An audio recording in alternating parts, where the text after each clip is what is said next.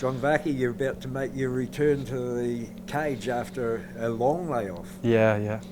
How long has it been? I think by the time I get in there, about 17 months out of the game. Yeah, and what was the reason for the stand down? Coach thought it would be a good time to sort of just take some time off. I'd been competing so long since a young age.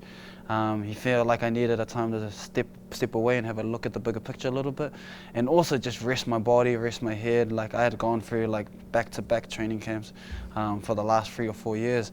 For me, it was kind of rough because I had a goal. So I was like, Coach, I'm so close. Like 4 years of work, I'm like so close. And yeah, he was just like, what he told me was, even though the advice is not the advice you want to hear, you need to listen to the people who have the best interest for you at heart, you know. So I took 17 months off, but I stayed in the gym and I helped all the boys. Every name you know from here, I've been part of their training camp in some way, whether I'm yelling at them or with the body being thrown around. But that was from you. Jude was saying, don't disappear. Like he's seen guys take layoffs and like for you to do that lag or that time off, the best thing for you to do is stay in the gym, even though you know you're not going to be fighting soon. And I felt like that was prison for me, you know. And for you. Yeah, I felt like I was serving my time, but we're about a week away and my sentence is nearly finished and I get to go back to what I love to do. Yeah. So how long have you known about this fight and how long have you really been concentrating on it? Well, so what happened when I wasn't training for a fight and I still was helping, so I was more supportive, I had a lot more time on my hands. So I started diving into other work. I was actually in the middle of working supported bail, which is where you pick up kids on cases, they're on bracelets most of the time, and the police say they're only allowed with you. So you're like got a lot of responsibility, and I would like take them out and mentor them for the week, explain to them why it's important to like get through the case and there's life on the other side.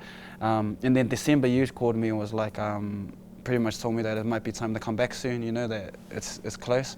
So we've pretty much been preparing since January. I mean, when he told me that in December, I told my boss at the time it was time to leave and I came back to full-time training. And I've been training since January looking for a fight. Okay, and can you tell us a little bit about your opponent? Saeed Fatahi, he holds a title in Australia, a wrestler. I think he was born in Iran, so he's a Middle Eastern. He's going to be strong. I heard he's quite athletic, and he's quite experienced. It's a good fight for me to come back. They also put a South Pacific bout on the line upon the return, so I mean that's always good. But for me, it was just the blessing of being able to fight. The bout's just an extra. As far as the opponent, I'm excited because I made a career of like being known as a grappler or a wrestler, and I felt like in the sentence I did, you just kind of just evolved my game, you know. And I kind of found it disrespectful to be called a grappler, considering I've been training city kickboxing the last 17 months and working on my game. So I think I'm excited to fight a wrestler and show that I'm more than that, and I hope that he's more than that, you know, and it'll be a good fight.